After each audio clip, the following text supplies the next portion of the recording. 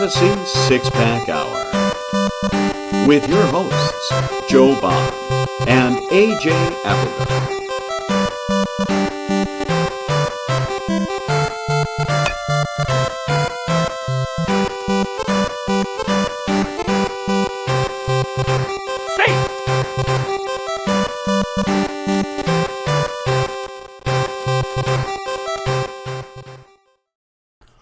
All right. Welcome to the Fantasy Six-Pack Hour. My name is Joe Bond, founder of FantasySixPack.net. Joining me tonight, AJ Applegarth. What's up, man? What's happening? Not much. It hurts to move, but I'm not here to make it about me, so let's talk baseball. What? When is it? Never. No, nope, not opening that door. Dap, what's up, man?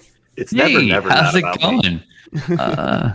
Yeah. AJ, what happened? Oh my god. What's hurting? So his ego. No, don't show that it's on camera. Absolutely not. Not you dick. Jesus. You look like you're about to stand up and like moon the entire. No, it's not just my ass. So I went to the Bantam Jeep Festival this weekend up in Butler, Pennsylvania, north of Pittsburgh area. Goodness. And I went for the 15 people that weren't there. What is that? It's basically a celebration of Jeeps. Bantam was the For the first 15 Jeep people.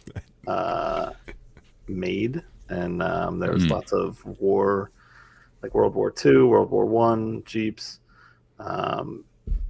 other tricked out, hooked up Jeeps. There's a bunch of off-road courses and stuff like that. So, Wow, it's all man stuff you wouldn't understand. So, oh no, you're absolutely right. I mean, exactly. I hate it when you outman me with such incredibly exciting things like Jeep Fest. The manliest thing you can do there is fall and bruise yourself. Barbie Jeep race, which is Barbie Jeep race. A Power Wheels that's for children, and you basically take the battery out, take all the gearing out, so it just rolls freely, and you get at the top of a big hill, and you race down it against a bunch of other drunken adults. And I was gonna say, this sounds you try to not safe. die, and I didn't die, but I totally showboated when I won my heat and went out like this because I was Batman, because you cannot spell Bantam without Batman. Think about it, and I'm correct. And as I was showboating and then went to grab the wheel at roughly 35 miles an hour, I lost control and figured, well, I'm going to not hit all these people here, so I'm just going to bail and turn the wheel, and landed flat on my side. And So did you just turn this story into a hero origin story? I just want to make sure I caught that little caveat there. So you saved everybody's life, and thus, okay, so you're here. I got it. Okay, I am a hero. Because all right, that's when you got it. All right, I just want to make sure I understood it. All right. Yes. My apologies. Continue. So my lower half from my waist down my leg looks like South America in bruise form and shape, and then above from my waistline up to my near lower nipple here looks like Grimace is trying to break out of my skin and continue to eat me alive, but from the outside now. So got it. Yeah, I'm not sure I want anybody at home to visualize that, but good, thanks. Yep, that's what I do. Yeah, he sent pictures to us, and believe me, nobody wants to see that. I don't even want to see it. I'm sad I opened up. I didn't send you the one of me cupping yet either, so I don't think I will. Nope, we're good. I've seen enough of AJ for a long time. All right, so we got a good show tonight. We're going to be talking about some hits and misses so far on the season, what we got right, what we got wrong, why. It's just a fun conversation to have. A little ownership of, taking credit for, what we did get and what we didn't get, like to own up on stuff here. So, but before we get into that, just want to remind everybody, hit that subscribe button, hit those like buttons, leave those comments. We appreciate it. And of course, go over to fantasy6pack.net/plans, where you can become an all access member to Fantasy Six Pack. You're going to get access to our most accurate baseball rankings, our award-winning football rankings, our draft cheat sheets. You're going to get access to our football projections that are coming out, our DFS and betting content during the seasons for both baseball and football. And then, of course, our Discord channel is where it's at. That's where you get your custom league questions answered by none other than the fantastic analysts over at Fantasy Six Pack. So without further ado, let's jump into things here. So we're going to start with the hits that we had. What we got right. AJ, you wanna lead the way here? Let's do this. So this will be like Joe said, players that they picked or picked one way or the other, but they got their pick right, whether they hit on this player and decided that they were going to be good or not going to be good. And that's where we're going. So, Joe, let's start with your first gentleman here. Yeah, so the first one I've got on the list here right now is Anthony Volpe. And, so what I did here is I pulled my hitting rankings from the preseason and compared it to the Fantasy Pros, what they call the value-based rank or whatever it is that they do as of this morning. So things might have changed. We do this Thursday night, so I pulled it Thursday morning, whatever. But as of this morning, I had Volpe ranked 111th hitter, and he pulled back as the 114th hitter on Fantasy Pros. So pretty dead spot on. I know a lot of people were like all in on Volpe. Once he got the job, I mean, he skyrocketed up drafts. I did take him in a lot of drafts. He hasn't really, I was actually kind of surprised he was actually 114th. I'll be honest with you. He's sort of, outside of steals, he's not really done a whole lot. 14 steals, but his batting average is all the way down to 192. He has hit 9 bombs. So, I mean, sure, he'll be on possibly 20-30 pace. I mean, that's not, but he's got to get that batting average up, man. I don't know what to do. So it's a hit as far as I'm really close on the rankings, but man, it feels like a miss. If you drafted him, it hurts to have him on your roster because that batting average is such a drain. And I'm shocked to this day that the Yankees have not sent him back down with that horrendous batting average that he has. And called up who? I mean, they're Yeah, I know injuries are bad for them, but I don't know, man. But look who the thing is that it's they just had a whole thing about the people that Yankees have cast off are now all hot, right? You have Aaron Hicks, right? Now we talked about him last week. How funny was that? And then I think O'Hearn is taking off. I mean, all these kind of these cast offs are now heating up. I think the thing is with Volpe, right? I was excited for Volpe. Sorry, I was excited first that I was hoping I never had to pronounce his last name again because I keep messing it up.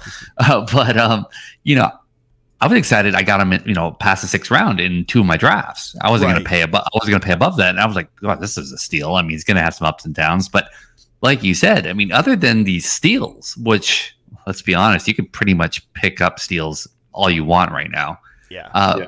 It's just not. And I thought, well, if he's stealing, he's going to be manufacturing runs. Little did I know we're going to have a historically bad offensive Yankees team. Yeah. So, and then of course Judge gets hurt, which really helps the situation. So yeah, there's not really the upside there. If in Dynasty, still a huge play for sure. Absolutely. But when he won that job, oh my God, his price must have gone up about 50 or 75 spots. It did. I can't even remember where I drafted him. I did get him late in TGFBI because he was going super late, right? At that point, he hadn't gotten the job yet. TGFBI drafts are pretty early, but there was one draft later in the year where I was just like, screw it, click, and I did it. Right. I paid the premium price for it, and he's no longer on that team. Like he's a worthless player for that squad. So I jumped him a long time ago. I mean, we say like who are they going to call up, but like Peraza still sitting out there. Yeah, he came up and did miserable in 12 games, but like he's still batting 306 in the minors. Like you're 100% right. And the thing is that I completely said this before. I forgot the obvious again, but I was a huge fan of his doppelganger, the other Peraza, or it was Waldo, right? He stunk up the place too, and he got sent down, and he got called up, I think, the next day because there was an injury. But yeah, you're right. Peraza absolutely should be called up, and I can't believe I keep forgetting that. I mean, heck, at this point, he did get called up for like a cup of coffee again, right? But like right. He didn't play, and so they put him back down. I don't know what the Yankees are doing this year. It's baffling to me that they're giving him this long of a leash. I'm really surprised. But I mean, look, at least my ranking was close on. It does feel bad that right. I was, like I said, I was kind of shocked that it was that close when I saw it, but I figured it'd be a good name to start with. People, still kind of interested in this kid, and I am too. Like I'm very curious to see if he'll finally turn things around, because I mean, I think the talent is there. It's just, man, a lot of swing and miss right now. Yeah. And as you know, you can subscribe today on our website, because we have the number one most accurate rankers, as you just found out. We may not get it right, but our rankings are on point. So subscribe today. Sorry, AJ, go ahead. I was going to say, so who's your first hit here that you have listed? Nolan Gorman. And the reason why this is a hit is because the thing that I called out in our team previews, and I've said 100 times, if you've listened at all, I talked about how Nolan Gorman worked in the offseason to get to fix a hole in his swing, especially against high fastballs. And I said, look, this is a substantial change, and he looked, I wouldn't say great during spring training initially, and then he kind of started picking up, and we started seeing some stuff, and now he's exactly kind of this completely changed hitter in 63 games. So last year he only played 89 games. All right. He was looking like he's definitely going to be platooned a lot. Mm-hmm. In the 89 games last year, he would hit 14 home runs, 35 RBIs. In the 63 games he's played so far, 15 home runs, 46 RBIs, and almost a 30% increase in both batting average and OBP, with almost an 80% increase. 80-point increase in slugging. So, the breakouts here for Nolan Gorman. Yeah, he's in a slump right now, and I think he sort of broke out of it. But I think, again, I would hang my hat on being able to see that these are, significant changes that he's made. And he's 23. Yeah. That's the part that, I keep forgetting, because he seems like he's been in the, majors / on these prospect lists for, I got prospect fatigue from him. But he's 23 and he's already hit 15 bombs. Again, this is a guy who had 25 in 2021 in all of his, minor league stops. So 15 in the majors. I mean, could we be flirting with a 30 home run hitter? If that's the case, then sign me up for Nolan Gorman.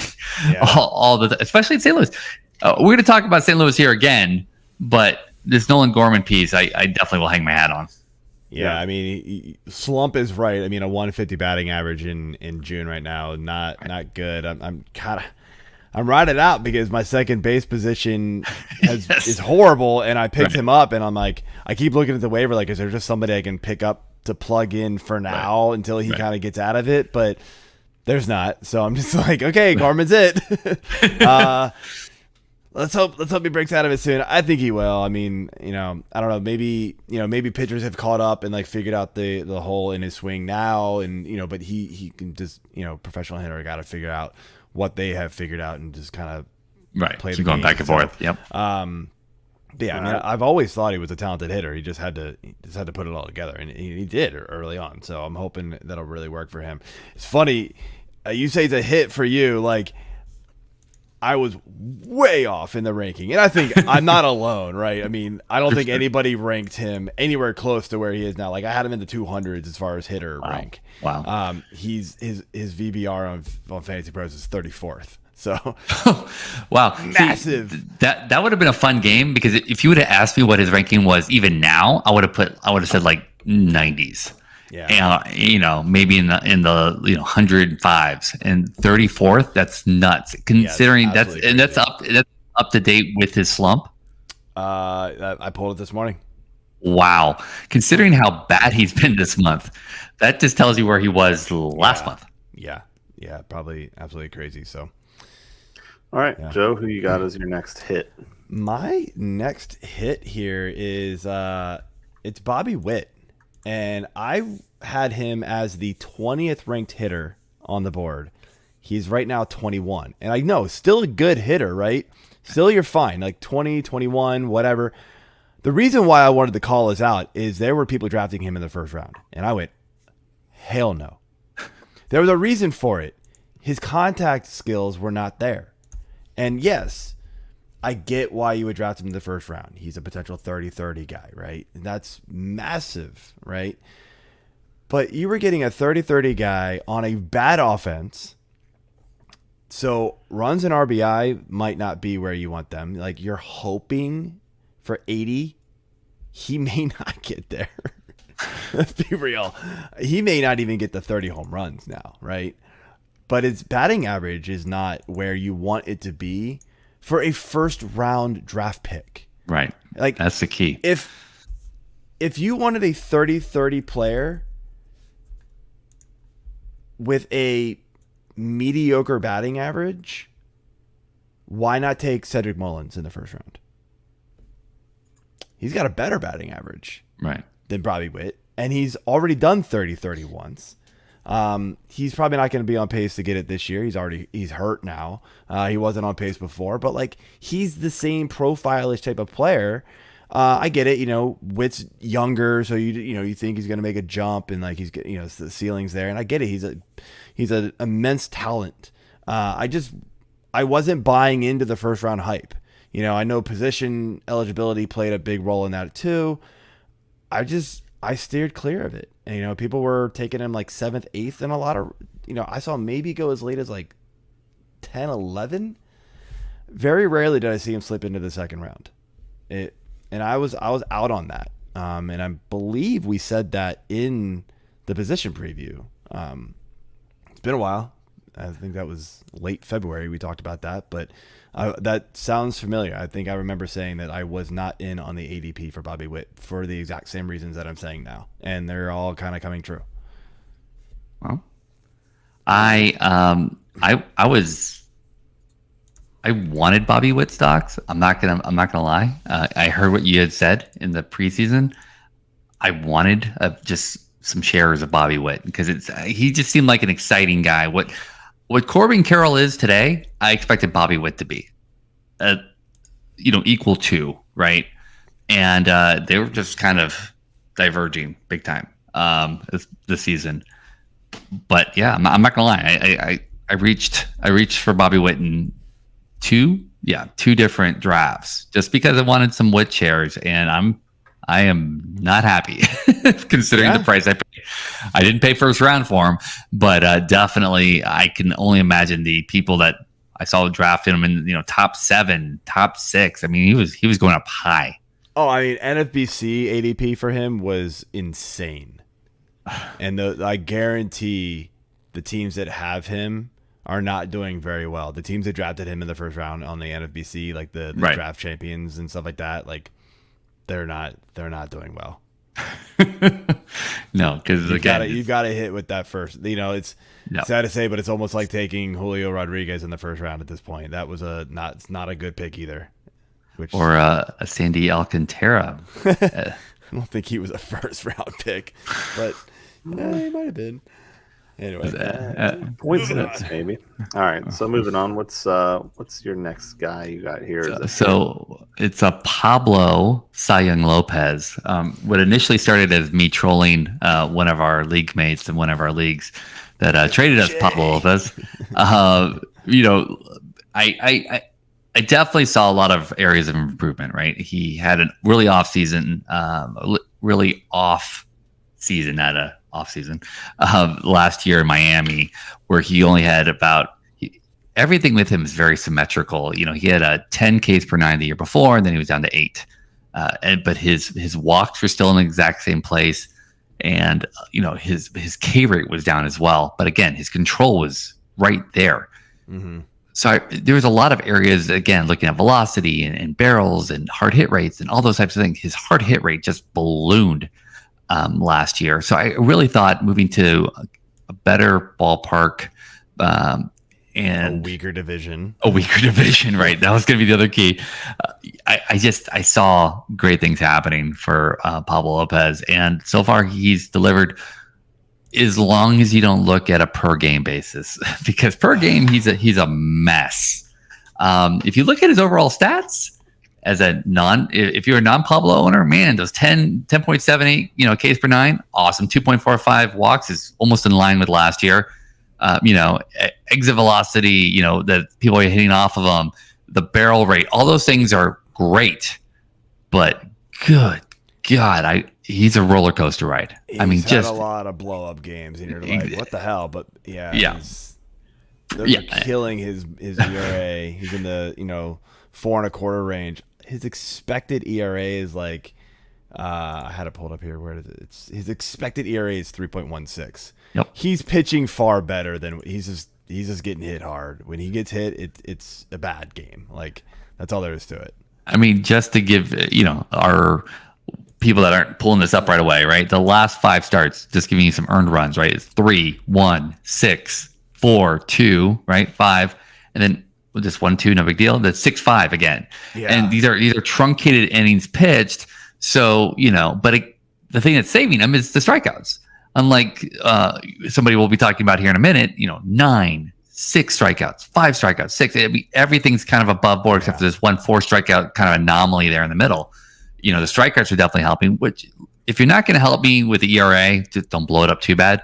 Help me out in my ratios, help me out with my Ks, and Pablo Lopez is definitely doing that. He's not going to get usurped. He's not going to get sent down anytime soon. So this is the type of person we're looking for, especially it seems like you can't really just trust a pitcher. Yes, he's had those blow-up games for sure, especially those the last week of May and the first week of June. But other than that, I feel like he's been pretty consistently great, and I'm kind of liking that. The one place else I just wanted to kind of touch on is I had a great tweet string that I went on where I was looking at everybody that went to Driveline, and we called out how all the Dodgers went to, like a lot of the Dodgers went to Driveline, and the entire Twins pitching staff went to Driveline. And I think you're seeing some of the things there where each one kind of worked on different things, pulled a new pitch, or they worked on a grip or something of that nature. And those things take a little time to, pull out in games and trust them in a game situation. I still think Pablo Lopez has a ways to go in being where I think he can be by the end of the year. So I'm definitely holding on to him, but I definitely think I got this right as being I don't know where his ranking is at the moment, but he definitely feels is 29th pitcher. I had him ranked 51, so there you go. Not too far off, but it's 22 total spots, which really isn't that bad. But look, your rankings aren't that bad, but that 22, position points there. I mean, that's somebody that you could then wait on, right? If you were able to get him as the 40th best pitcher off the board, you're looking at maybe 10th round, 12th round, where you are able then to fill a lot of other needs, and suddenly you got, I wouldn't say an ace, but maybe a SP3. That's a pretty solid pick. Yeah, he was definitely a bargain in drafts for what he's returning. Absolutely. I was in on him big time, especially the move to Minnesota. I liked that move big time. So all right, who's the last hit you had? And Dap, I had to do this. I had to do this too. Yeah, I knew it was coming. Go ahead. Felix Bautista. So Dap and I had a little back and forth on Bautista. Just gonna draw pictures. I like. Go to my happy place. We had a little back and forth in, I forget what draft we were talking about. It doesn't matter at this point. But I I was in on Bautista. I loved what we saw from him last year to end the season. Dap didn't really think it was replicable. I saw no reason why it wasn't. Like, there was nothing in the stats that was like, okay, this is like unimaginable for this to happen again. He's actually been better, which is crazy. No, I didn't expect that. I had him ranked as the 32nd overall pitcher. He's now the 20th overall pitcher. I don't know exactly what reliever that equals out to be, but it was a good one. I had him a little higher up than most. I do know that for a fact. So, I mean, if you get rid of like the Striders and the Christian Javier's who shouldn't be up there, you know, I had obviously Clase, Hader, Devin Williams, Romano, Presley, and then it was Bautista. So what? That's 7th, 6th, 7th, whatever that is. I can't count that high, but yeah, I believe you. It's that's where I had him. He's blowing me away. I mean, obviously it helps that the O's are winning way more games than I think anybody thought that they would. Exactly. You know, I mean, I didn't think they were going to be as miserable as they were projected. But yeah, to be the second best team in all of the majors right now, that's kind of insane. But yeah, I mean, just the strikeouts, 18.5 per 9 K rate is insane. Absolutely. I mean, just I love the little videos that come out where he just like he'll strike out the entire side in like 10 pitches. It's like, damn. I mean, it's just filthy. When he's on, man, he's unhittable right now. So, you know, I feel good that I took a couple of chances on him in drafts, and it's paying off very, very well. And look, I own my mistakes because I make them quite a bit, but you know, Bautista is definitely one of the ones that I was so sure of myself. I was like, oh, he's a roller coaster ride. You don't want to be a part of that and all that stuff. And now, of course, just to put additional salt on this wound, right? You know, Baltimore's the number 1 ranked bullpen in the majors right now. And it starts with Bautista, right? But if you look at just even any of the other pieces, the setup, and just work your way down, Cano is filthy. That was gonna be where I was going, right? If you're in a holds plus save league, if you haven't grabbed Cano, if he's somewhere even near the waiver wires, well, first off, that's a terrible league to be in. But secondly, Cano is just a monster. Yeah. So for them to even have that double-headed, you know, thing is great. But yeah, you are completely right. The number 1 ranked closer right now on Fantasy Pros, by the way. So I was just a little bit off then. Cool. just a little. I mean, hell, I was too. I had him as the 7th, and so, you know, whatever. But yeah, so definitely I felt like I was a little closer to a hit than a lot of people. I feel like I can't pull up like the pre-draft rankings anymore to like see where I was in comparison to the other people on Fantasy Pros. They got rid of that. It's all in-season rankings now. But I do vaguely remember that I was a little bit higher on him than a lot of people were.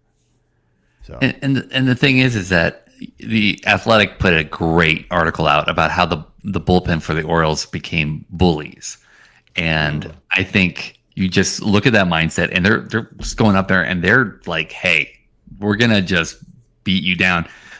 The one thing I'm gonna ask, because I was shocked by this when I knew you were going to bring this up, so I just thought I would just ask you, how tall do you think Felix Bautista is? I'm going to go with 5'8". 5'8", okay. And can I guess? I was going to say like 5'10". 5'10", can I okay. Guess? Yeah, sure. Voice in my head. 6'3". 6'8", 285. Yeah, he's a big boy. I was thinking you were going to say that because he's 6'8". You got 6'8"? I'm looking at the MLB. Fangraphs says 6'5", 190. I'm looking at MLB.com Orioles depth chart. So, look, I'm just telling you what it says here. Seems like a shiesty source. Google does say 6'8". MLB.com says 6'8", 285. Malab.com. Why is Fangraphs way what off? do they know? Well, all I could say is that regardless, 6'6" plus, which I was not expecting. Let's say 6'6", around there, right? I was not expecting that type of height. I mean, that's I thought you were going like the opposite. That's why you were asking it.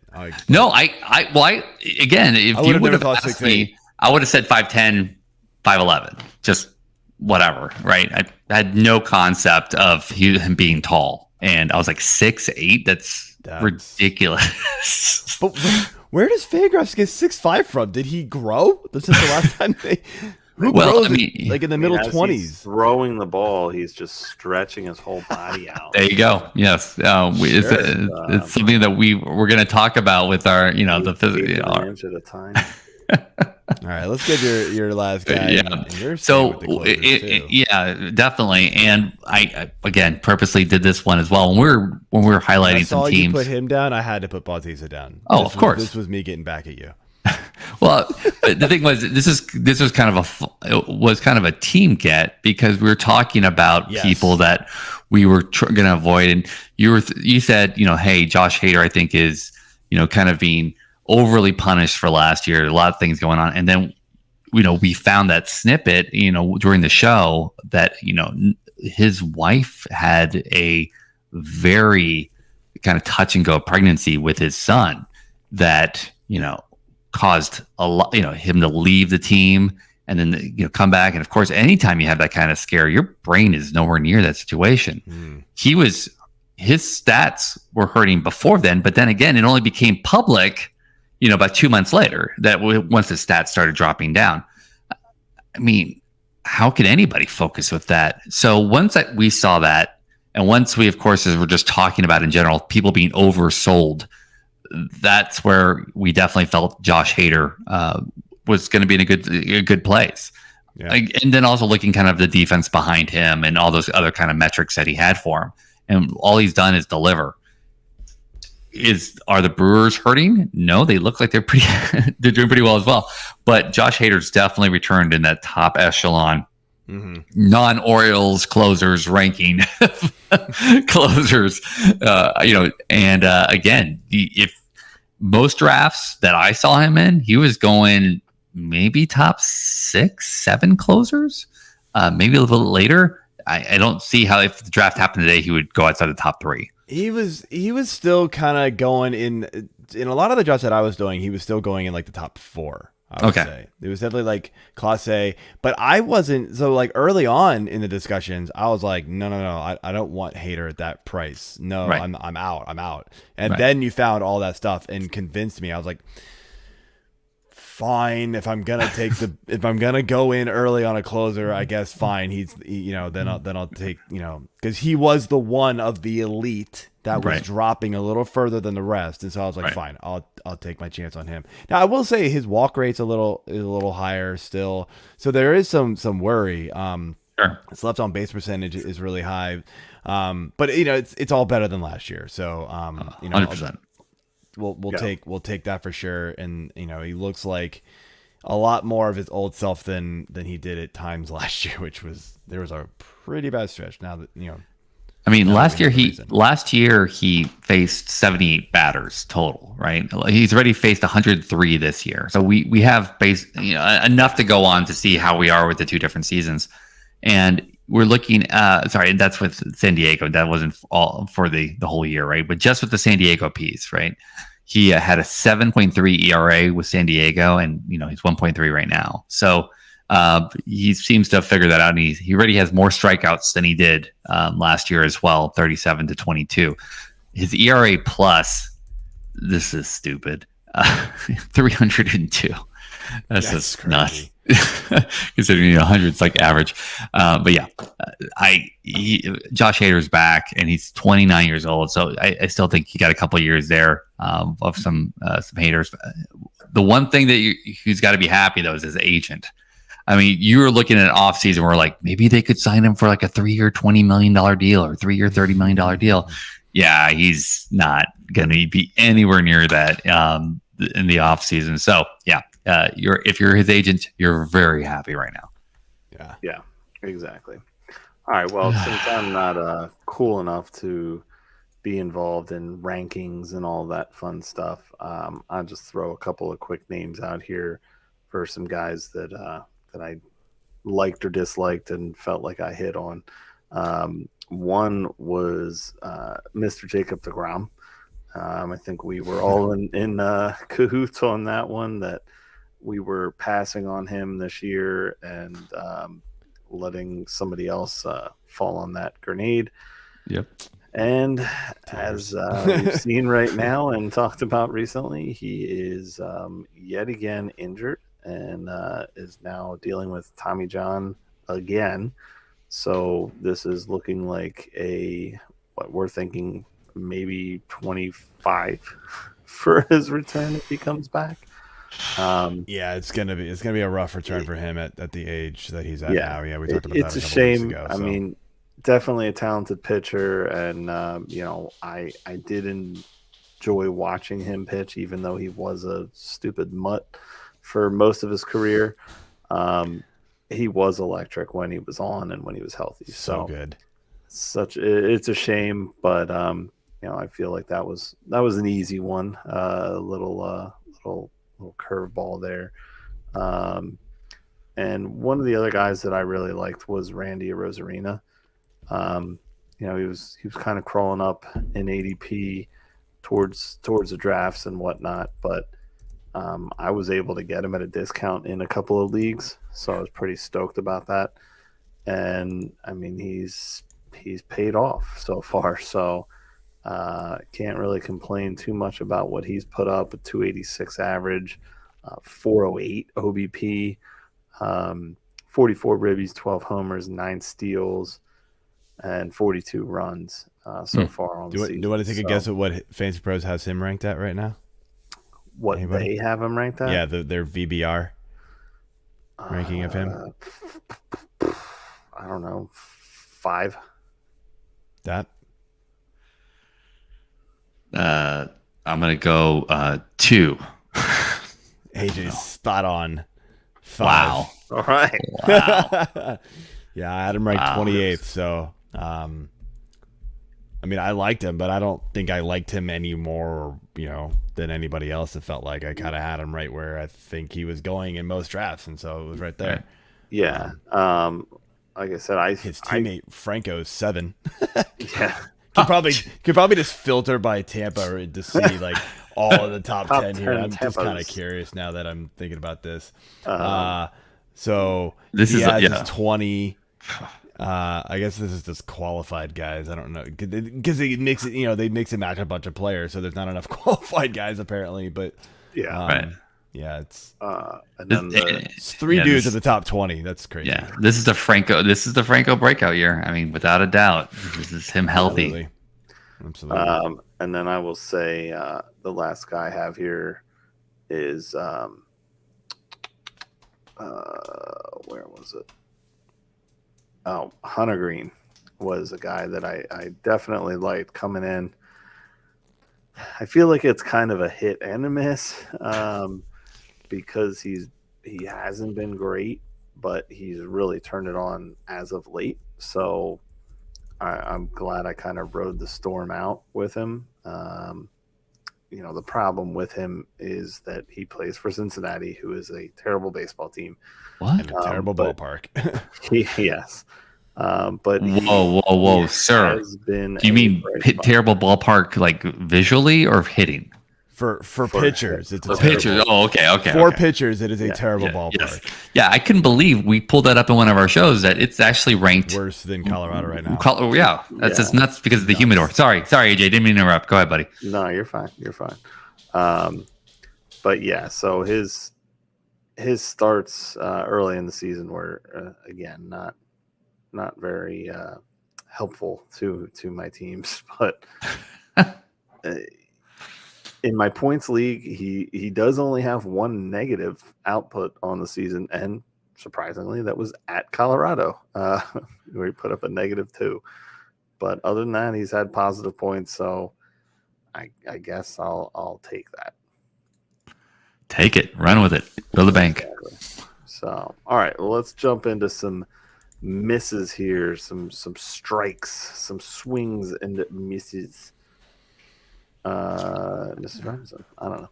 All right, Joe, who's your first I'm player gonna start and/or off with, and I'm players. sorry to do it to you, Hey, AJ. you fucking spelled the team name. God damn it, dude. Whatever. If it makes you feel any better, I didn't L. include the You team in the forgot banner. other L. Well, guess what? When they win more, they get the other L. They Right. have been Actually winning. doesn't make any sense. They've won Anyway, 10 out of 12. so it is Trea Turner leading the way for a lot of the Phillies. Unfortunately, it's just been not a great season for them overall. Trea Turner obviously leads the way here. I had him ranked as the second highest hitter on the board. I think it went Judge and him in my rankings, and Trea Turner had as many home runs through the first 2 months of the season as he did in the entire 11-game World Baseball Classic. That's crazy. 5. Now he has tacked on 2 more in June. So, and he's playing a lot better right now in June. So maybe he's breaking out of it. Way too talented of a player for me to think that he's going to play both this of bad those all homers season. in June were on the same day against Detroit. What? Hashtag suck it, Dave Eddie. But I mean, now he's got his batting average in June, 308. He's at 2 bombs. He's got 13 runs. He's playing a whole lot better than he did in the first 2 months. And so, look, I mean, I'm not going to say it's a complete miss on the entire season, but so far it has not returned the price you have paid, and you're probably paying for it, in your leagues if you drafted Trea Turner so far, where he was going in drafts, which was sometimes 1 overall. Yes. Yeah, this is one that I can commiserate with. As a Phillies fan and as an excited, fan to see Trea Turner coming to Philly, I definitely expected a lot more out of him. I was all in on him and have him in most of my leagues, almost all of them actually. I think there's only one that I do not. And I took him in the first round. I mean, that's where he was going. It's what you would expect. But I took him like earlier, first round, bypassing some of the stud outfielders. So yeah, I'm sort of mad at myself for it one. too, because I initially, when I first did my rankings, I had him like, it still would have been a complete miss, like compared to what he has done on the year. Sure. But I had him like middle first round, just because like for some reason, like I don't. Trea Turner has. I feel like he's had great seasons, but like you've never had that like, oh my god season from him, right? It's never been like he's like the best player in baseball by a mile. Like 2021 was easily his best season. But then there's last year, like it went down a little bit, and then this year is even worse. And so like, I felt like Acuna could easily outperform him, but I didn't rank him above it. I flipped it. Once he had that World Baseball Classic, I was like, oh boy, here we go. Right. Turner's turned it on. Yeah. Nah, it And didn't carry over. And so kicking myself for kind of buying into that hype at the very last second and moving him up to number 2. Again, it still would have been a massive miss. Like he is not performing in first round value right now, not even close. Yeah. No. So it is what it is. I mean, it's a long season. Still, 3.5 months to go. I mean, a lot can happen, but he needs to do a whole lot more quick to get anywhere close to a first round value. Well, that whole team does. Yes. The only thing saving Schwarber is home runs. Well, that's who I was just going to mention, because he's still only hitting 174 on the season, with a 323 OBP, which is exactly what he had last year. 323 OBP, which is crazy. But his slugging is now up to 432. He's 18 homers, but only twice that in RBIs, and he hasn't been hitting leadoff for much of the year. He still has 40 runs, so He's they've moved him down to third, even fifth. Yeah, he's actually hit more of his home runs batting fifth than he has any other spot in the lineup. And he's got 5 already in June, which is when he kind of woke up last year and really started, taking off. I mean, the fact that he's already got 18 homers is pretty solid, but that's all he's doing for you. I mean, he's getting some ribbies and some runs. But now that he's potentially going to be more of a leadoff hitter again, I think the runs are going to, drop off. I think the RBIs are going to drop off unless they randomly. Well, the run should go up if he's a leadoff hitter, but with Bryce Harper and stuff. But the RBIs, but the home runs are going to be more solo shots. Yeah. So tell me something here, AJ, because I just need to understand this. People joke about, and it can't. So can anybody tell me where Schwarber was being drafted this year? What round? Because I can of course tell you where he's being drafted in our drafts. But he was. I want to say third round. Third or fourth. I was going to say third or fourth. He was average like 40. I had him as the 29th ranked hitter. He is now the 45th ranked hitter according to the VBR and Fantasy Pros, which actually shocked me. I was way closer, and when I was thinking of players, my head went to Schwarber, and then I looked at it and I was like, I'm only 16 spots off. How in the hell? And then I looked at him like, how does he have 18 home runs? This kid can't hit the ball right now. Like, what the hell?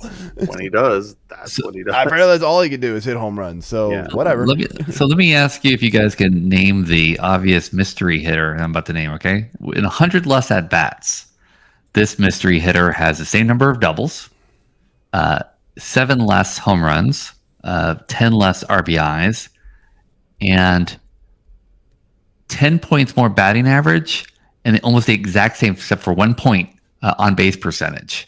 Who's the mystery hitter? Great question. Joey Gallo. So I'm just who you could have gotten for free. Exactly. I mean, yes. 100 at bats less. Yeah, he's a part-time player right now. Don't get me wrong, but I mean, you're almost talking about the exact same stats except for the 7 home runs. Yes, he's not going to produce as many runs because the Twins aren't playing him as much because he has 100 less. So, but he only has 19 less runs. I mean, literally almost all these stats. Yeah. So you overpaid for Gallo in a different hat.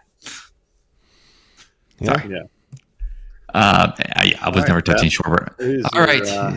So this is somebody that I tried to give away all off season in multiple dynasty leagues because I thought he was just some light hitting guy that's going to never see the field, or if he was, it's going to be a Rays situation.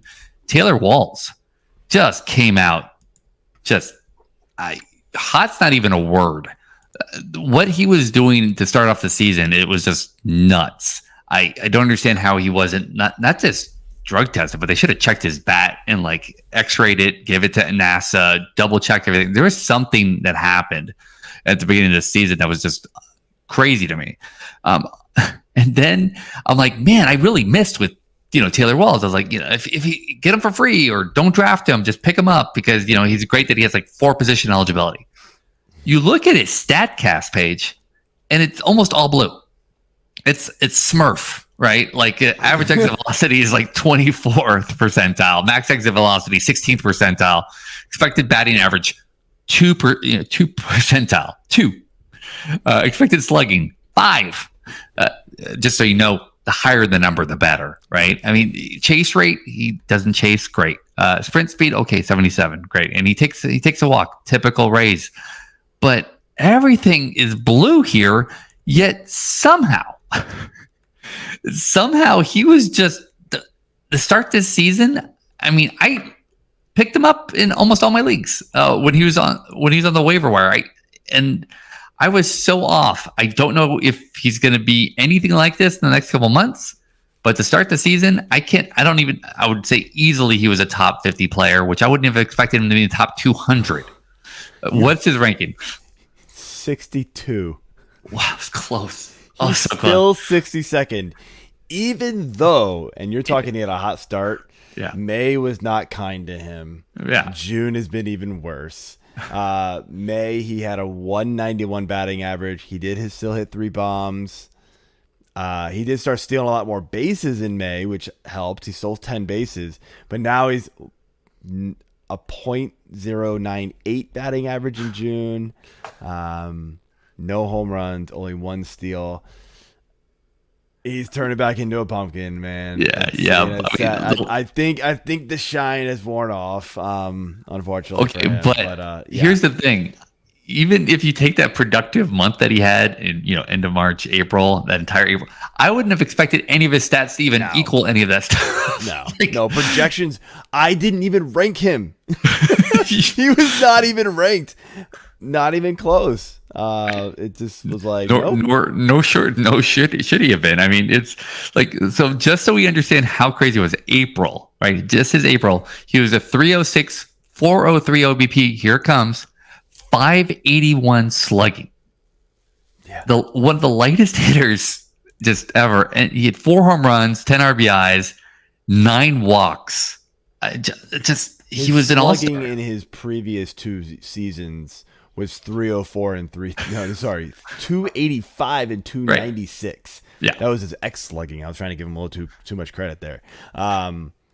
His slugging is still at 395, which is still 100 points higher than his career. Right. So total crazy miss on everybody's part. Really, I mean, I honestly couldn't tell you a single person that had him ranked. I just wanted to highlight it because I was giving him away. Anybody that wanted him, just send me a warm body back, and nobody wanted him. And here's this guy just getting. I think we highlighted him twice on our free agent show, just because, hey, he has three position eligibility. Now, not now, but then we definitely were like, hey, ride the hot streak. And I didn't think there was ever going to be a hot streak with Walls. Yeah. All right, Joe. My next up here, I'm going back over to Cincinnati. I know we talked about them just a second ago, but I'm going to go with a guy who I kind of highlighted as somebody who I liked as a kind of post-hype sleeper for second base, and that's Jonathan India. I didn't give him enough credit, though. I liked him, and I actually got him in a couple different leagues, but it was dirt cheap. I mean, He was going way late. I had him ranked as the 104th hitter. He's the 14th best hitter according to Fantasy Pros right now. He's turning into what everybody thought he could be a couple of years ago. He just battled injuries. He's hitting for a good average. Home runs are, he's not going to be a 40 home run hitter. He may never even be a 30 home run hitter. You're looking for 20 to 25 max, I think, for him, but you're looking for that 20 steal potential, and he's right there on pace for that, if not above it. He's just a good productive hitter, and the Reds lineup is starting to cook, man. They're bringing up some guys. That ballpark is friendly for them. Wait, did you see bringing up some guys, or was it one? I mean, yes, there's another one in particular, but they're bringing up some dudes. There's some energy there, man. All of them have been hitting. It's just as crazy as. But go ahead, I apologize. But yeah, I mean, I didn't give him enough credit, so I'm calling this one a miss for me. Even though I think I liked him more than a lot of people did, I didn't give him enough credit. I wish I had trusted my own gut even more and put him higher, and I didn't do it. I let the projections kind of steer me in the direction of not ranking him higher. Among qualified hitters, 9 have increased their hard hit percentage. This is from, of course, our buddy Mike Kurland, have increased their hard hit percentage at least 10% from last year to this year. Number 1, JD Martinez, 12.5% increase. And then number 2, Jonathan India, 11.8. I mean, the names on there right behind him: Brian Reynolds, Brandon Marsh, MG Melendez, Juan Soto. I mean, these are all mashers, and I didn't put Jonathan India in that category. And man, I should have. I should have saw with the hair. It's the hair. Don't ever cut it, Jonathan. Don't ever cut it. So Yeah, it's not turning into like massive power numbers for him. Sure. That's not his.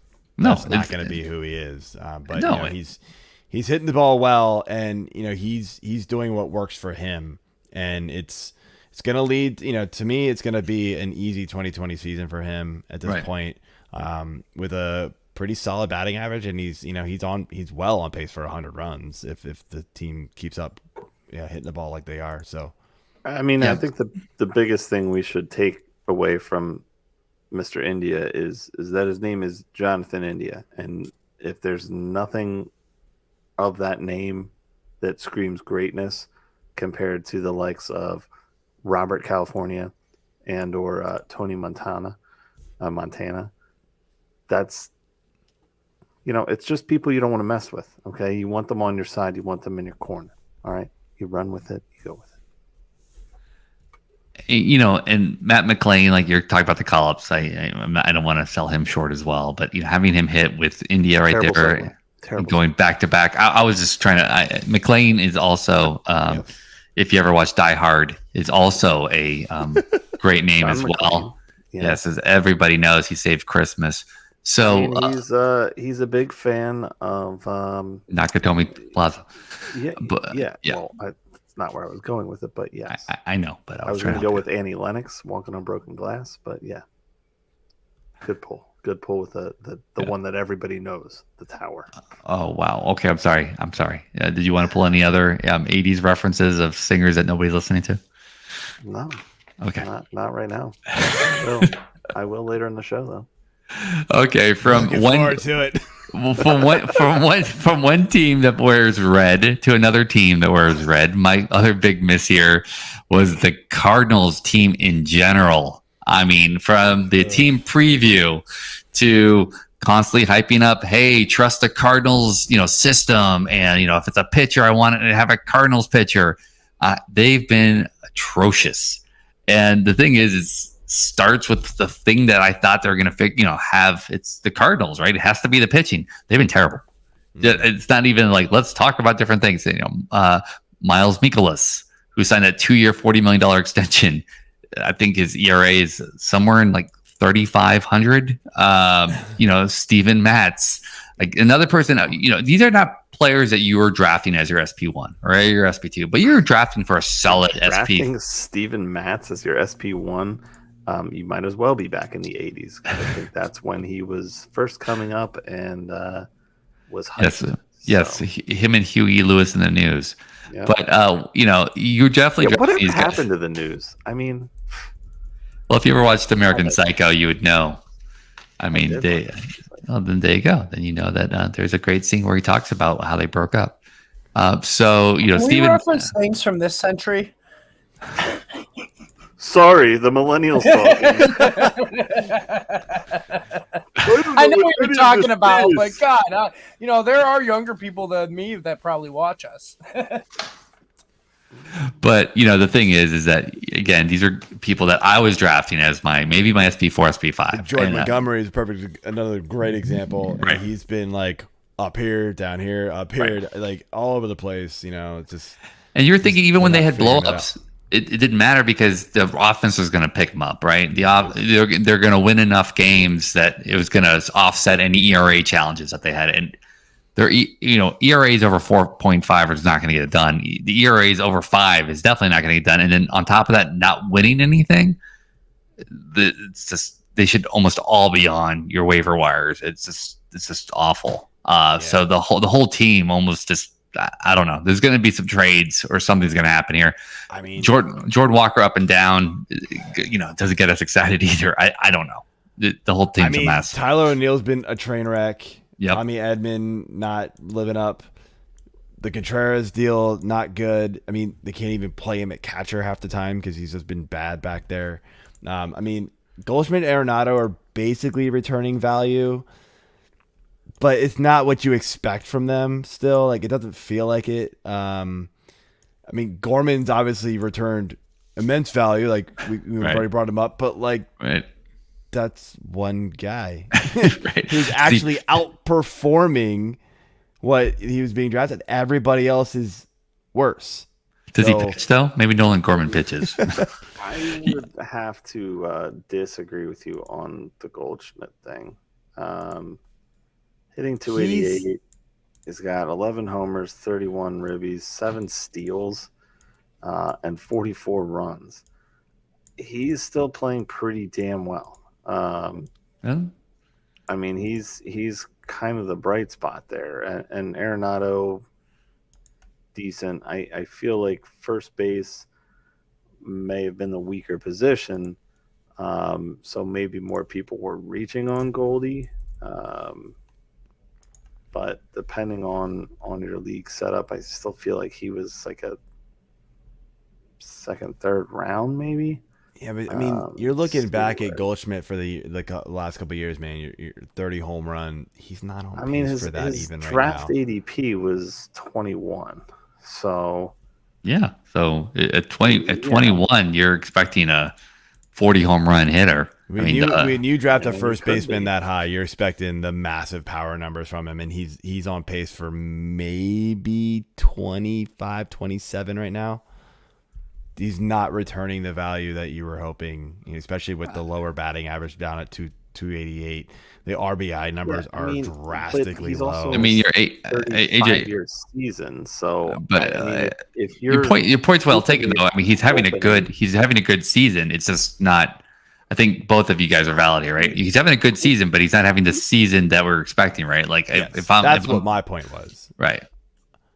Like, I'm not looking to drop the guy. Yeah. I've got him in 2 leagues. Right. He's fine. I still think he's on par with the home run numbers. The RBI numbers is what's hurt. That's because the team can't get on base either. Exactly. I mean, the seven steals are really nice because that was what he got all of last year. So that's helping keep his value up. But the rest of it is not what you were drafting him for. I will just not take this blasphemy of speech against Paul Goldschmidt. That's all I'm trying to say. So just some rankings real quick, just some highlight just how bad this pitching situation is, right? So just the ones where they're ranked 20th or lower in the league. St. Louis is ranked the 21st worst in ERA pitching, 21st in runs, 23rd in runs allowed, 22nd in walks allowed, which is nuts to me because, again, you don't see that. And I do want to flash back to one thing. They lost an all-star catcher, and I'm just wondering if that has anything at play here. Just something to think about. I mean, yes, the pitch clock, and a bunch of old guys as well, but just something to think about. And the last thing, again, that I just couldn't believe: 27th worst in WHIP. So yeah, there's a lot not to like with the St. Louis team. Whip. It's the cool whip. So I'm gonna stay on the pitching train here, and we're just going to say all the pitchers? No. I mean, ever? Kind of feel like we could this year. But the two I really want to call out are the two older studs, Hall of Famers, Verlander and Mad Max. I mean, talk about complete 180s for this season. I mean, they were still getting drafted very, very high. I had a lot more hope in Max Scherzer than I did Verlander. I mean, I guess I had a lot of hope for both. I had 6 and 8 overall for them, and Scherzer's at 160, Verlander's at 229. So close. Yeah, not good. If you divide by 100, you're right there. Yeah, not good. So, I mean, look, could it be the pitch clock? These guys are older. They've always been used to being able to play the game at their own pace and do what they, like to do. Could it just be age finally caught up to them? I don't know. It could just be cheating. The Mets curse with pitchers. It feels like at times. Yeah, I don't know. What is worse, to be Dodgered or to be Metsed? Mets, because Mets usually means you got hurt. Dodger just means you got fake hurt and put on the IL because they want to save innings. But in Bobby Bonilla's case, getting Metsed is getting paid. Yeah, I mean, the thing with me, right? Like, so the calendar, we went to June, and you have 2 decent games with one game that's what's become typical, I guess, this year for Verlander, right? He had an 8 strikeout game, a 6 strikeout game, and then we gave up 1 earned run each time. But then he had a 4 earned run game with only 3 strikeouts. And the thing is he's had 3 games now with 3 or less strikeouts. He had one on the 16th where he got killed and 6 earned runs. And then again, 6 earned runs at Colorado. I mean, at Colorado, I get it, but only 2 strikeouts. So if you're going to have a low strikeout Verlander who also is getting lit up, I don't know where your value is coming from there either. So I'm really hoping to see hopefully something change here in June while it's warming up, and maybe those old bones, and having a swimsuit issue all done. I don't know, but a lot doesn't look right there. I mean, I thought we had turned the corner with Scherzer even. Like, he went on that stretch. 1 run, 0, 1, 2, and then 2 in a row here. 5 and 6? Yeah, great. The 5, he got you the 10 strikeouts. That was against Atlanta. So you're like, all right, fine, Atlanta. Then he faced the Yankees, and the Yankees are not the Yankees right now, right? They don't have Judge, right? It's like, it's not the team you're expecting to face. He got obliterated, and then only 2 strikeouts. Like, the hell, man? Okay, but who would you rather have right now, Scherzer or Verlander, for the rest of the season? Probably still Scherzer. Yeah. Yeah, Verlander. Not feeling great, but Verlander feels like he's... trade. Yeah, Verlander just... Verlander's got a couple of years on him, too, so you're a couple of years the wrong way. So yeah, absolutely. Yeah, I think Verlander's getting a lot more love for that name recognition than Scherzer is. I will say I don't have any Verlander, but I do have at least 1 share of Max, and I don't remember which teams at this point. But yeah, I don't have either. I don't draft pitchers over the age of 106, so I keep them under 102. I mean, I have avoided both of them for the last 4 years, and it's bit me in the ass. So I finally was like, all right, they're just gonna So finally, I'm just gonna. You're like, I haven't opened up this wine. And you know what? It's only going to get better. So I'm now going to open it up. Got it. I just want to understand how you draft pitchers. Fantastic. I'm so glad I co-own a team with you. I mean, they kept proving me wrong. So I figured, all right, fine. It's enough. Enough about the Mets. All right. Speaking of pitching, though. Yes. Who you got here, Dad? Last one. Sandy Alcantara. Look, I have had a Verlander Scherzer issue with Sandy Alcantara. I always kind of missed him, and he's always been this great little workhorse. 228 innings pitched last year, 205 the year before, and when he's healthy, he's doing some pretty good things. And I thought, hey, this guy can do some great things on my team. And yuck,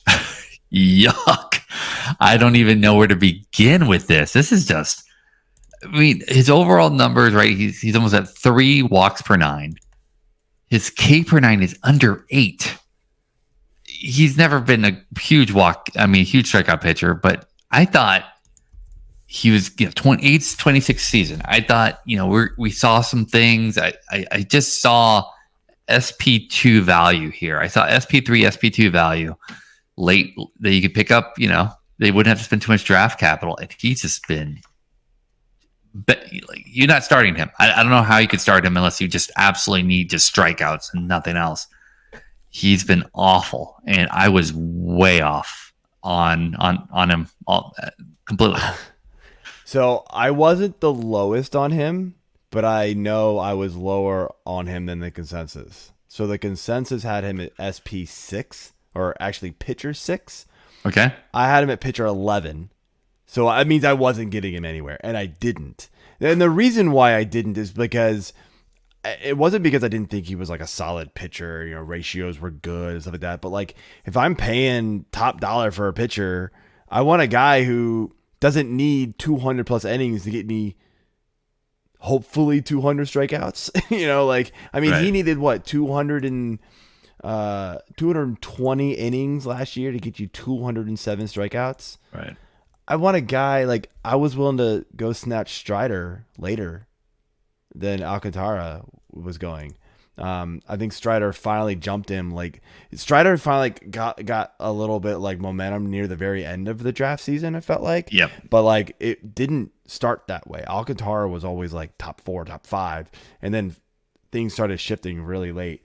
But yeah, I was all over like Spencer Strider instead of Alcantara. Like I wanted that because I wanted that like massive strikeout potential, and it's paying off very well for me. But yeah, I mean, I agree. I liked Alcantara. Just, you know, it's tough to rely on 200 plus, you know, innings back to back years. And I mean, when was the last time we saw that? I mean, in the 80s. Yeah, right. So yeah, and that's the thing too. Like I also expected is to be the forefront of this Miami team that was just going to kind of, you know, take the next step here, and it's just not doing that at all. I missed. There's nothing else to say here. I don't think he's going to be this bad the rest of the season. I haven't seen any. I can't be like, hey, look at this improvement here. He's been bad against even the Oakland A's or the Vegas A's now as of today.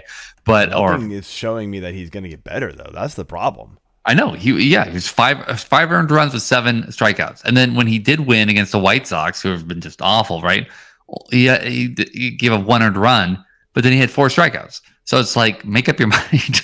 I mean, his expected ERA is 4.11. It's not like it's looking better. You know, FIP is 3.78. Like, still not great numbers. You got him because his ratios were elite, and they are not giving you elite ratios, and you know the strikeouts aren't going to be there. So, good luck. All right, I have a little bonus one here. This was sort of like a hit, or I don't know. It was like a hit early because I avoided him in drafts, but now it's a miss because he's like, and we'll get to this in the very next question here. But Gunnar Henderson has been like one of the best hitters in baseball in all of June so far, but like, you know, what did we talk about in that third base preview, AJ? It was, I'm not drafting Gunnar Henderson where he's going because it, like the tier drop off, just it felt like a reach, right? People just wanted like, oh, the upside is there, blah blah blah. But like there was this huge drop off. It was like the first 6 going in the top 50 overall. Then you were gonna reach for Henderson in like the next round or round and a half, and then you could wait 2 to 3 rounds later and go get Max Muncy. And I was like, give me Max Muncy. And that looked like a huge win early. Right. And Henderson was horrible the first 2 months of the season. There's no doubt about it. And now was he Volpe-esque? He might have. It's tough because he wasn't giving you the steals. Yeah, exactly. But but he was in the conversation of being like, oh, you know, I saw a lot of those conversations of like Henderson and Volpe both, you know, show you why you don't draft rookies, and you know they're being sandwiched together constantly. Now, you know, Gunner's on a completely different level. I mean, 424 average in June, 5 home runs. He's doubled his home run total. He just hit the longest home run in Camden Yards to hit Utah Street. Like, absolutely insane. Dude's just mashing right now. Apparently, somebody told me today he had hit for the cycle of home runs in June. So a solo, a 2-run home run, a 3-run home run, and a grand slam. I was like, I didn't know that was a thing, but sure, that sounds cool. I'm going to use it tonight. And I did. So kudos to that guy who told me that. But yeah, man, like, way to give credit where credit's due. So yeah, man. I mean, it was, like I said, it was a hit early. It was a hit early on as far as like I was avoiding him. What's funny though is I still, you know, because the potential was there, I still had him ranked fairly high. But my now that he's caught fire, I'm actually only off. So I had him ranked as the 67th ranked hitter. He's now the 85th ranked hitter. So he still hasn't even caught up. So it's still a miss. It's like, it's so bizarre. I just had to bring him up because it's just been like a tale of 2 like seasons for him. Yeah, so absolutely. Look, I need to bring up somebody. I know this is not in our sheet, but I need to bring up somebody because I was so sure of myself, and he just he's on another level. He's video game numbers. Ohtani just hit another home run. So we're taping this June 15th. So just to give you, since June 6th, so the last 9-10 days, right? He's had 1, 2, 3, 4, 5, 6, 7 home runs in one game where he had 2 home runs. He's doesn't have even a level. He's not even on another level. He's just on Ohtani level. Because I was making fun of people that were like, I was like, there's no way you can draft Ohtani as just a hitter. You need to be in a daily league only, where that's where you get his value. He's so damn good on either side of the ball. It really just doesn't matter. Yes, I saw the World Baseball Classic and I wanted Ohtani, and I did draft him in a lot of daily leagues. But he's just so good. He's worth it in weekly leagues. He's worth it as hitter only. I mean, when did he start going on his binge here? Well, I'm looking at it since June 6th. So this is just last 9 days, and that's he's only. Let me put it this way: he's had 1, 2, 3, 4 games without a home run out of the last 10 games. It's easier to count the games he doesn't have a home run in than the games that he does. So his WRC plus since June 6th is 326. Shockingly, Corbin Carroll is 329. Well, Corbin Carroll is another one. Also playing phenomenal. Ohtani, and that leads right into our who's hotter debate, by the way. Okay. Ohtani also went 6 innings, gave up 6 hits, only 2 earned, and only had 3 Ks though today. So, I mean, I don't know, man. I don't know if he's hotter. Taking the pitching out of it, I just pulled up, and this was before today's games. Okay. I pulled up, like we've done in the last couple of shows here. I pulled up the top 5 hitters over the last 2 weeks. Okay. Ohtani has a WRC plus of 298 with 8 home runs, 15 runs, 18 ribbies, and a 4. Got to put this on the bigger screen here because I have the sheet shrunk here. So with a 436 batting average. Corbin Carroll's right behind him the last couple of weeks. 5 home runs, 17 runs, 15 ribbies, and a 408 batting average. Both with 3 steals. Tatis is heating up. Corey Seager's in there. Corey Seager's really cooking now. And then, of course, Gunnar Henderson, who we just talked about, is also just cruising right now. I mean, I posed the question as who's hotter, Ohtani or the field, but like it's tough even if you say the field. Like, I don't know. Like, Ohtani's is on another planet right now. Well, and that's the thing. I mean, I contemplated wanting to bring it up to you. Should we just do like Shohei Ohtani versus the whole MLB at this point? I mean, cause like Dab said, he's on another fucking world right now. He's putting stupid up beyond video game numbers. Like, I can't even put up these type of numbers in a video game. In June 6th, his slugging was 552. If you would have told me he would have raised his slugging percentage by 70 points in 10 days, I would have called you a liar. Insane. Yeah. I mean, at 552, like, you're just like, okay, well, he has maybe he goes up to 570, whatever. 620, that's stupid. Like, that's just you don't like. When does he become just an automatic walk? Because at this point, okay, you have Trout, you have Ohtani. Who else is beating you on that Angels team, right? Right. I get you. Yeah. Like, why pitch to him?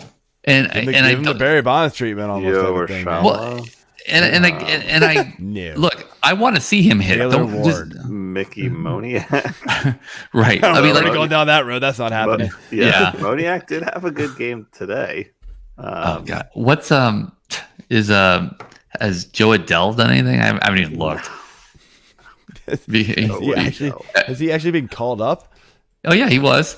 From the minor leagues. Yeah, and the whole thing was, remember, everything was like, Kalenic, finally picked it up. Did Adele? He had 3. He's had 3 at bats, and he had 1 hit. I mean, he's okay. He's been up for 1 game. 3 at bats. He went 3 for 4 and a home run. A home run. Yeah. All right. Okay. Yeah. Great. That's great. Why not? But yeah. But I mean, look, I am disappointing. I think Ohtani is must see. So from a field perspective, right? I think you have to look at it from a couple different levels. I would absolutely want to get interrupted, whatever I'm watching, to watch either Ohtani pitch or hit. I think he's must watch. He's the most entertaining player, right there. And I'm not even an Angels fan, right? Like at all. You know that. In fact, it hurts me to say this because I'm a Las Vegas fan. I'm a Las Vegas A's fan, but. Yeah, I mean, let me ask you a different question then, Joe, just to take this a little bit further. If you were starting a team right now and you had the first pick of a real MLB team, not fantasy, real MLB team, who are you picking? It's got to be Ohtani, right? Yeah. Obviously Ohtani because he hits and pitches. Right. I mean, if Ohtani couldn't pitch. Okay, I'd if you can't pitch, still go Acuna. You'd go. Oh, okay, yeah, I see that. Yep. Okay. All right, AJ. I'm scared to ask, but who would you pick? Hitter only. Hitter and Acuna is younger, so right. Yeah, that's a good point. Plays a big part in it. Sorry, I was so blown away. But I'm talking hitter only. Like that plays it. But the fact that you even have to think about it from a guy that's playing both sides of the ball, I mean, it's nuts. Yeah, I would. I'm kind of curious. Like, what is his combined WAR going to be for the end of the year for the pitching end? 46. Some stupid, insane historical number. About right. The thing is that it gets to the point with Ohtani that you almost can't let him have his own awards anymore, right? Because, like, how do you do the MVP debate, right? Because to me, it's stupid to give it to anybody else than Ohtani. Because if he, wins 10 or more games and he's, batting like he's batting, how's anybody else more valuable? So. And it's weird, Mike. You bring up a good point. Like, and I'm looking at the WAR right now on Fangraphs, and so it must only be including, like, they do offense and defensive WAR. That must be his like fielding WAR. Yeah, because it's negative. But I'm not seeing where on Fangraphs his pitching WAR is. That doesn't make any sense. Is it an average between the pitching and the hitting WAR, or is it he doesn't play the field two together? Right? That's the thing. How does he have? Oh, here you go. You're going to need to create a new WAR category. Last year, Ohtani had a combined offensive and pitching WAR of 9.6. This year, so far, this is back in April, 16.2. Well, so that makes sense. It's 23.7 and -7. So the defense must be his pitching WAR. What? That doesn't. No, that can't be it. Who's the best pitcher in baseball right now? Strider, right? Strider, yeah. Throw out Strider. Yeah. What's his WAR? They don't even really. So his WAR is 1.7. So WAR for pitchers doesn't really seem like it's much of a thing. Marcus Stroman got a 3.4. That's got to be a show right there. If WAR is that off on pitchers. Wins above replacement, it's 1.7. That doesn't make any sense. Like, Strider's been nasty. And if Stroman's in the threes, then I want to recalculate everything. Yeah, I want to recount. This is also why we just don't talk about WAR for pitchers. Yeah, apparently. no. So I've never really looked at it. So I just clicked Aaron Nola just for giggles, right? I just picking a random name. His WAR is 1.5. So if you're going to tell me that his wins above replacement is anywhere near Strider, I mean, that's just stupid to me. Like, it doesn't make it. That's a weird. That's a weird. That's a worthless. While we're on the topic, I had promoted that there would be another song from the 80s that I'd have to bring up, but I'm going to go back a little deeper, and this one's released in 1970, and it is "War" by Edwin Starr. So there you go. Thank you. War. What is it good for? To our 85 viewers that are watching right now, nothing. I apologize. If you're still watching, you're welcome. Thanks, Mom. Right. So, quickly finish off here. Thanks, Just a Zach. couple news items. Vinnie Pasquantino out for the year. Torn. Was it a torn Blah labrum? blah blah blah blah Is that blah. what it was? That's Yeah, not the news here. The It's news the shoulder. here I is mean, that's the reverse bumblefuckage that your Oakland Athletics had put on to Too late. reverse boycott. That's what I think they were calling it. Reverse boycott. We hate you, owner. Sell the damn team. You know what we're going to do to show how much we hate you? We're going to gather all of our freaking friends that are also fans, and we're going to give you all of our money and fill this fucking stadium. Well played, Oakland. You have done absolutely nothing in this. And They're still leaving. They're still out. You know what?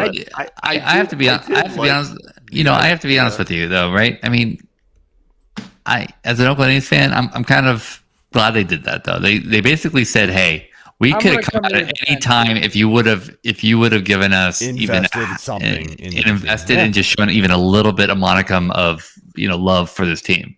Yeah. And I like that. I mean, look, they had no control over it. They were never gonna. And what are they gonna do? So instead of the 2,000 fans to show up, 0 fans. Okay, great. But I think if anything, it just shows that look, we were here the entire time. If you weren't, if you would have just done something. And I was you're gonna listening to move Jeff to a city where apparently there's a bunch of gambling, naked women, and a Stanley Cup champion after being in the league for 6 or 7 years, I think. 7 years. That's pretty awesome. WNBA Actually, it's champion. 5.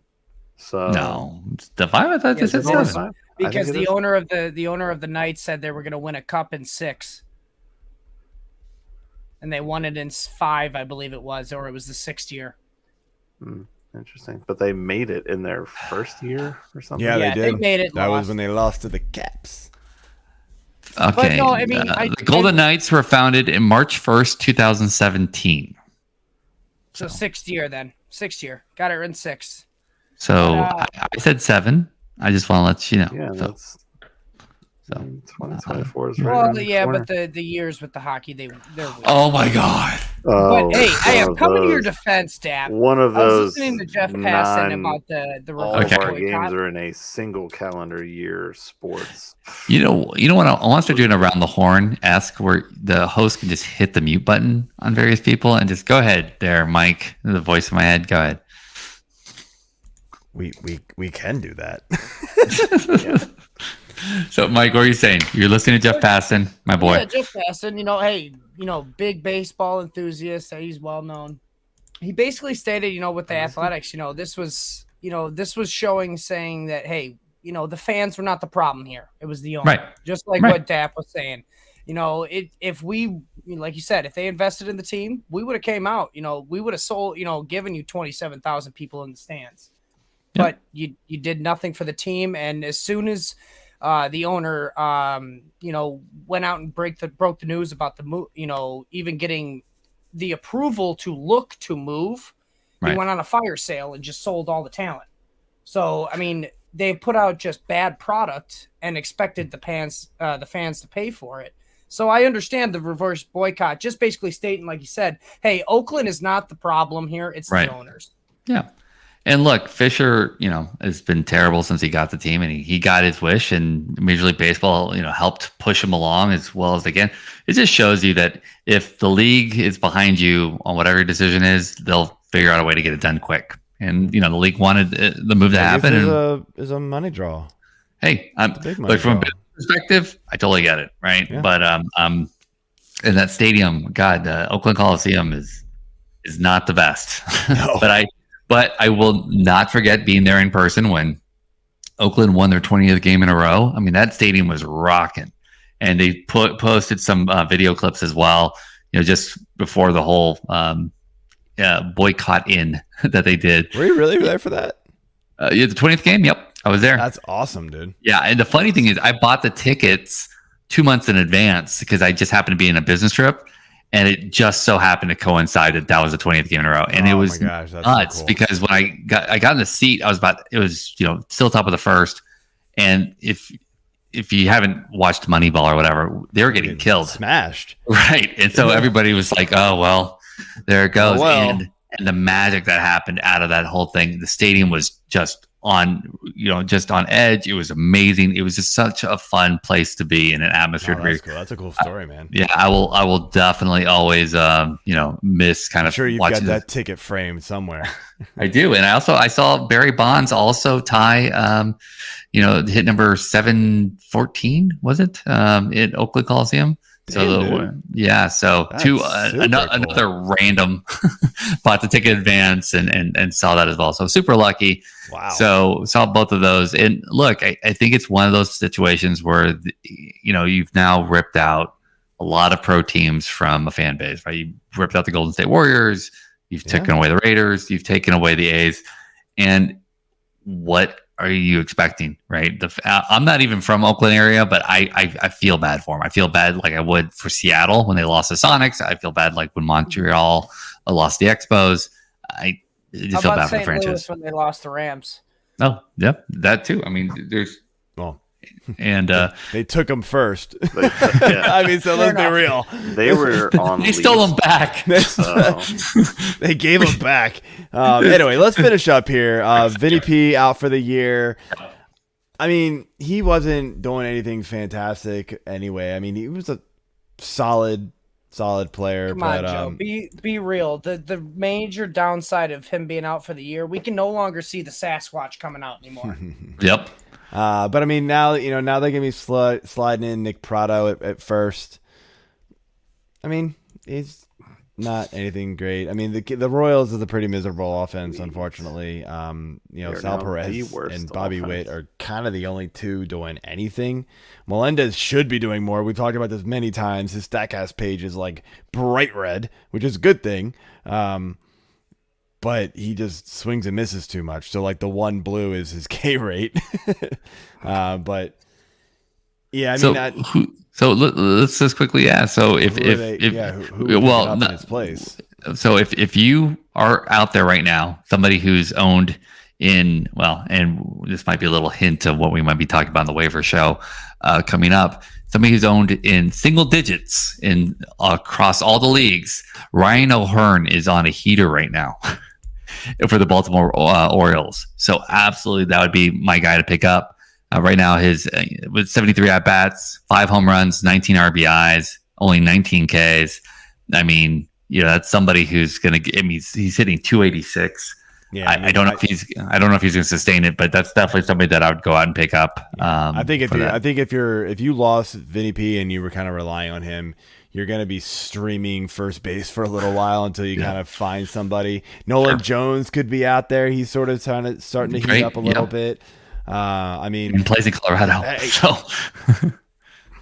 Marcana, sure, why not? Like, I mean, there's just dudes. Like, first base is kind of all over the place. I mean, Ryan Noda had like a moment there for a while, and I mean, I don't know if it's still working for him, But sir, are you talking about Ryan the Noda from the Oakland A's? I am. Okay, because yes, it's still working for him. How dare you, sir? Sorry, he hit a home run. I will say, as much fun as it is to poke fun at the Oakland A's, they've been on a tear. Thank you. They want to keep beating Tampa Bay for us. That would be fantastic. Keep going. Yeah, thanks to that 7-game win streak. 7 straight, and then they lost last night. Was the breaker? They are no longer on pace to lose the most games. Congratulations, Oakland. Yeah. The Royals took them over as worst team too with that 7-game win streak. So that's always nice. Yeah. But next piece of news, another injury. We got Haniger. Surprise, he's injured again. Forearm surgery. They're saying timetable is anywhere between 3 and 6 months. So likely done for the year. Yeah. I mean, he honestly wasn't doing a whole lot this year, unfortunately. He was already injured once, wasn't he? Or am I thinking of somebody else? No, he probably was. Look, we talked about him in the team previews, right? Because I thought if anybody could figure out kind of the way to fix Haniger, the Giants could, because they just have a way of working out with veterans that don't make any sense together, and they somehow make them all work. Yeah. But that call looks awful, along with the Cardinals. I mean, it's just kind of one of those things. And Haniger, look, we joke about him all the time, but when he's healthy, he's been great, especially with the Mariners. He's shown that he could be a top flight outfielder, but when he gets hurt, it's Dunzo. Like it's not like a sprained ankle. It's again, forearm surgery type of situation. It's really sad, but I will never draft Haniger. I will stream him off free agency, but never pick him up. He wasn't doing anything great anyway. I mean, he only had 4 bombs on the year. The power just wasn't really there. And this is in 148 at bats, 40 games, 230 batting average. It just wasn't working for him this year. And then he got the injury. So time to cut bait. Oh well, moving on. Time to wrap up the show. Unless you got one more thing to say. Where were you when I was breaking up with girls in high school, man? Like you're just that's it. Move on. We're good. Peace. Have fun. And we're done. Reminds me of the Seinfeld episode where he goes, "Oh, I want to," the chick goes, "I want to break up." "Oh, that's fine. Things turn around. I'll be good." Like that. All right. So that is it for the show, everybody. Thank you for watching and listening. Unless Dap and AJ want to do one by themselves, I think we are going to be off next week. And then the following week, we will be kicking off our football shows for the rest of the year. So might have to say goodbye to Dap, unfortunately. But we're going to try to figure out another way to get Dap into some more baseball videos here, because I know we all enjoy having him on air with us. So we'll figure something out and get him on our YouTube channel a little bit more. But with that being said, thank you for listening and watching. Hit that subscribe button, hit that like button, leave those comments, and become an All Access member at Fantasy Six Pack. Have a good night, everyone. See ya. Later.